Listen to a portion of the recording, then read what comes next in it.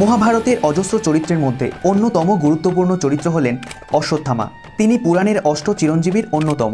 মধ্যপ্রদেশের একটি পুরনো কেল্লায় তাকে আজও দেখা যায় বলে অনেকে মনে করেন। এমনকি তার কপালের ক্ষত থেকে নাকি আজও রক্ত ঝরে। তাহলে মহাভারতের অশ্বত্থামা কি আজও জীবিত?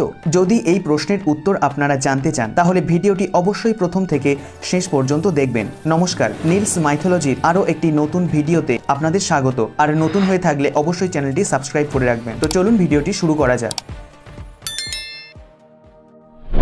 মহাভারতের সঙ্গে জড়িয়ে আছে নানা কাহিনী, অজস্র চরিত্র। তারই মধ্যে একজন অত্যন্ত গুরুত্বপূর্ণ চরিত্র হলেন অশ্বত্থামা। কৌরব ও পাণ্ডবদের অস্ত্রগুরু দ্রোণাচার্যের ছেলে অশ্বত্থামা মহাবীর হওয়ার সত্ত্বেও তার নামের সঙ্গে জড়িয়ে আছে একটি কলঙ্ক। রাতের অন্ধকারে লুকিয়ে পাণ্ডবদের 5 পুত্রকে ঘুমের মধ্যে হত্যা করেছিলেন তিনি। মনে করা হয় সেই পাপের শাস্তি আজও ভোগ করে চলেছেন অশ্বত্থামা। পুরাণে যে অষ্ট চিরঞ্জীবী অর্থাৎ অমরত্ব লাভ করা 8 জনের কথা জানা যায়, তাদের মধ্যে অন্যতম হলেন অশ্বত্থামা। তাই অশ্বত্থামার মৃত্যু নেই। কিন্তু অবাক করা বিষয় হলো আজও নাকি অশ্বত্থামাকে দেখা যায়। নিজের অভিশপ্ত জীবনের বোঝা বয়ে আজও নাকি মানুষের দরজায় দরজায় ঘুরে বেড়ান মহাভারতের মহাবীর অশ্বত্থামা। কুরুক্ষেত্রের যুদ্ধে যখন দ্রোণাচার্যকে সামলানো পাণ্ডবদের পক্ষে প্রায় অসম্ভব হয়ে উঠেছিল, তখন তারা ছলের আশ্রয় নেয়। অশ্বত্থামা নামে একটি হাতিকে হত্যা করে যুধিষ্ঠিরকে দিয়ে দ্রোণাচার্যকে বলানো হয় অশ্বত্থামা হত ইতি গজ। পরের অংশটুকু যুধিষ্ঠির ফিসফিস করে বলেন, দ্রোণাচার্য শুধু অশ্বত্থামা হত এইটুকু শুনতে পান। সত্যবাদী হিসেবে পরিচিত যুধিষ্ঠিরকে বিশ্বাস করে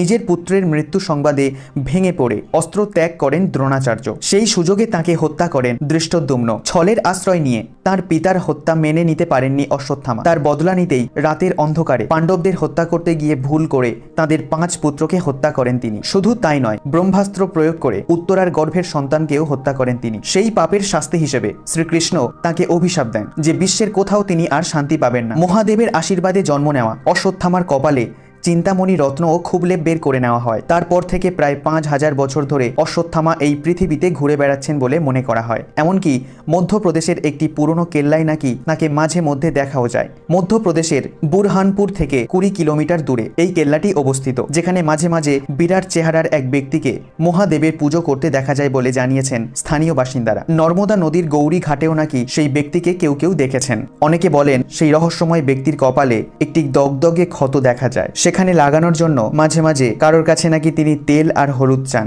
তবে মানুষের মুখের কথা ছাড়া এর সপক্ষে আর কোনো প্রমাণ নেই।